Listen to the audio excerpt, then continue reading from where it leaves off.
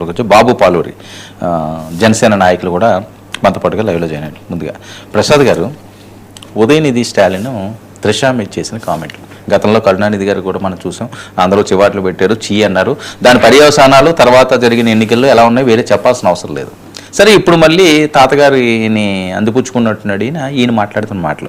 ఆంధ్రప్రదేశ్లో కూడా ఆ రకంగానే, అది భారతిరెడ్డి గారు అవనివ్వండి, లేకపోతే పవన్ కళ్యాణ్ గారి ఫ్యామిలీ అవనివ్వండి, లేకపోతే భువనేశ్వరి గారు అవనివ్వండి, ఈ రకంగా అసలు ఏం జరుగుతుంది, ఎటువైపు తీసుకువెళ్తున్నారు? ఇలా చేస్తేనే రాజకీయమా సౌత్లో?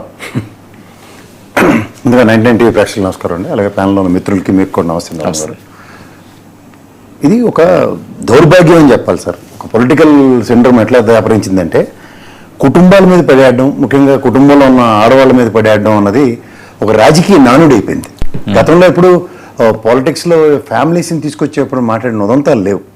ఈ రీసెంట్ పాస్ట్ డెవలప్మెంట్స్లో మాత్రం ఇది చాలా దయనీయంగాను, చాలా దీనంగాను, చాలా అసహ్యకరంగాను ఉంటున్నాయి.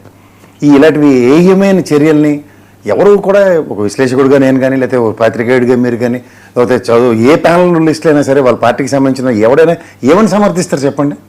ఇప్పుడు ఓ సినీ ఫోటోనటీలో ఒక కొలీక్ ఆవిడ, ఇప్పుడు ఆవిడ క్యారెక్టర్ని ఈయన మాట్లాడి హిల్యూట్ చేస్తే ఏమవుతుంది?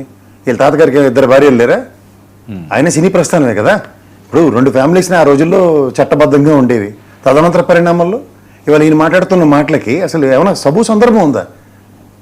ఓ పక్క ఈ రాజకీయాల్లో ఇవాళ వాళ్ళ అపోజిషన్లో కూర్చుని సర్టన్ ఇష్యూస్ని డైల్యూట్ చేసుకోలేకపోతే, త్రిష గారికి విజయ్ గారికి ముఖ్యమంత్రి స్థాయి అయిందాక వాళ్ళిద్దరికి ఉన్న ఫ్రెండ్షిప్ ఎవరికి తెలియదే, లేకపోతే ఏమైనా కొత్తగా ఏమైనా కళ్ళగంటున్నారు వీళ్ళందరూ?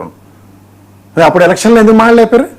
అంటే ఎలాగైనా హ్యూమిలేట్ చేద్దాం, ఒక వ్యక్తిత్వ హననం అన్న దగ్గర ఎవడు అతిథులు కాకుండా ఎవడు మట్టుగాడు ఒక ప్రియ జెండా పెట్టుకుని ప్రతి పార్టీ వాడొక్కడే సత్యహరిశ్చంద్రుల్లో మిగిలిన అందరూ ఏ పనులు చేసినా, ఎలా పరివర్తించినా, ఎలాగైనా సమాజంలో ఎలాంటి మెసేజ్లు కావాలంటే అలాంటి మెసేజ్లు కన్వీనియంట్గా ఇచ్చుకోవచ్చు అన్న ఇది చూస్తే చాలా ఆశ్చర్యకరంగాను అసహ్యంగా కూడా ఉందండి ఫస్ట్ థింగ్. అండ్ ముఖ్యంగా ఈ సదరన్ స్టేట్స్లో ముఖ్యంగా కుటుంబాలను తీసుకొచ్చి మాట్లాడడం మాత్రం నేనైతే తీవ్రంగా ఆక్షేపిస్తున్నా.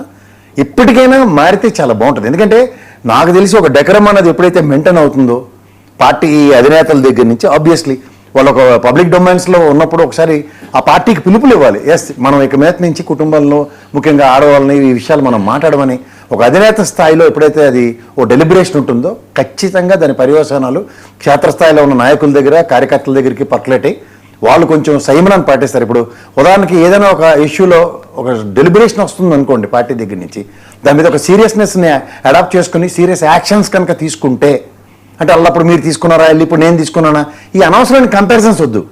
ఈ hence fourth happened is happened, గత అనుకోవాలి. ఇవాళ నుంచి అయినా సరే అట్లీస్ట్ ఈ ప్రాస్పెక్టివ్ డ్రైవ్లో ముందుకెళ్ళడానికి ప్రతి పార్టీ, ముఖ్యంగా వాళ్ళ అధినేతలు, జనసేన అవనండి, లేదా తెలుగుదేశం అనండి, లేదా వైఎస్ఆర్సీపీ అవనండి, అయితే కమ్యూనిస్ట్ పార్టీలు, కాంగ్రెస్ అయితే నాకు తెలిసి ఇలాంటి వ్యక్తిత్వం వాళ్ళు ఎప్పటిదాకా నేను చూడలేదు. కానీ ముఖ్యంగా రీజనల్ పార్టీల్లో మాత్రం ఈ విధమైన ఈ సాహసాలు ఎక్కువైపోయాయి. ముఖ్యంగా కుటుంబాల పట్ల వాళ్ళ అధినేతలు కనుక ఒక స్టబర్న్ డెసిషన్ తీసుకుని ఒక స్ట్రాంగెస్ట్ నోట్ని కనుక గ్రాస్ రూట్ లెవెల్లోకి పర్క్యులేట్ చేయగలిగితే, సంయమనం పాటించడం అది మొదలైంది అనుకోండి సార్. ఆబ్వియస్లీ రెండవడు ఇది గాంధీ మార్గమే, ఇంకో there is no other option left. ఇప్పుడు ఏం చేస్తున్నారంటే ఒక సబ్జెక్ట్ మీద అవగాహనతో మాట్లాడే దగ్గర వాళ్ళు దాన్ని డైవర్ట్ చేసుకుని కుటుంబాల మీద పడిపోతున్నారు. నేను రీసెంట్ పాస్ట్లో డెవలప్మెంట్స్ చూస్తున్నాను ఫ్రమ్ ద లాస్ట్ 3-4 years నుంచి. అయితే ఇది చాలా హీనాతహీనంగా ఉంటున్నాయి. ఈ ఏదో విధంగా ఒక వ్యక్తిని లైమ్లైట్లోకి తీసుకొచ్చి ఆ వ్యక్తి చుట్టూ రాజకీయాలు చేసుకుందాం అనుకుంటే జరగవు అవి. ఇవాళ ఎలాంటిదైనా సరే, ఇప్పుడు ఆంధ్రప్రదేశ్ రాష్ట్రంలో పవన్ కళ్యాణ్ గారి చుట్టూ జరుగుతున్న రాజకీయాలకి లాస్ట్కి ఏమైంది? పిల్లిని కూడా రూమ్లో బంధించి కొట్టు లాస్ట్కి ఏమవుతుందో తెరబడుతుంది అన్నట్టు. ఆబ్వియస్లీ అతను ఇవాళ 21 స్ట్రైక్ రేట్ చేసి చూపించాడు. ఇప్పుడు ఏమైంది? ఒక ఓటు బ్యాంక్ అన్నది స్థిరీకరణలో నేను చాలాసార్లు చెప్తున్నాను నా విశ్లేషణలో, ఓన్లీ పవన్ కళ్యాణ్ గారు నేను బీజేపీ పార్టీని డిమార్క్ చేసుకుంటే దగ్గర 34 లక్షల ఓట్లు పైచీలక Congress party, Telugu Desam party conquer చేసుకుంది. ఈ ఎలక్షన్ ఎవరు గమనిస్తున్నారో లేదో కానీ దగ్గర 54 లక్షల ఓట్లు ఇంపాక్ట్ చేసింది. దీంట్లో ఏ పార్టీ అయినా రిట్రీవ్ అవ్వడానికి టు రీటైన్ 54 lakhs అన్నది తెలుగుదేశానికి ఎర్క్లెంట్ టాస్క్ అయినా, వైసీపీకి 54 lakhsని తగ్గించడం ఎలాగన్నది కూడా ఇంకో టాస్క్. సో ఇవన్నీ వదిలేసి ఎంతసేపు పవన్ కళ్యాణ్ గారి చుట్టూ ఏపీ రాజకీయాలు, లేదంటే అక్కడ విజయ్ గారి చుట్టూ, త్రిష గారి చుట్టూ స్టాలిన్ గారి పార్టీ రాజకీయాలు చేసుకుంటున్నప్పుడు ఖచ్చితంగా ఆయన తండ్రి స్థానంలో పెద్ద మనిషిగా ఉన్నప్పుడు అలాంటి నిలువరించగలగాలి. ఇప్పుడు వ్యక్తిగత దోషంలు, వ్యక్తిగత ఆక్షేపణలతో ఎన్నాళ్ళు సస్టైన్ అవుతారు వీళ్ళు? ఎక్కడికి లాగుతున్నాయి ఇవి? వెరీ లీడ్స్ టు, ఇప్పుడు ఆ డిఎంకే పార్టీలో ఎవరు ఆడపిల్లలు ఉండరా, ఆడవాళ్ళు ఉండరా? ఇప్పుడు వాళ్ళు రియాక్ట్ అయ్యే మూడు ఎలా ఉంటుంది? ఒక దగ్గర నాకు ఇక్కడ మర్యాద ఉంటేనే కదా బయటకు వెళ్తే నాకు మర్యాద దొక్కుతుంది అనుకోవడం. ఎక్కడ మర్యాద లేకుండా సమాజంలో ఇవాళ సమాజంలో స్త్రీని గౌరవించే భారత సంస్కృతి సాంప్రదాయాల్ని ఎవరు ఫలితంగా according to their whims and fancies ఎలా కావాలంటే అలా రీడిజైన్ చేసుకుని ఎలా కావాలంటే అలా చూన్ చేసుకుంటే ఇది ఎక్కడండి? ఇది నాకు అర్థం కదా. ఒక పద్ధతి, పాడు, ధోరణి ఏమీ లేదు. Huge deliberations.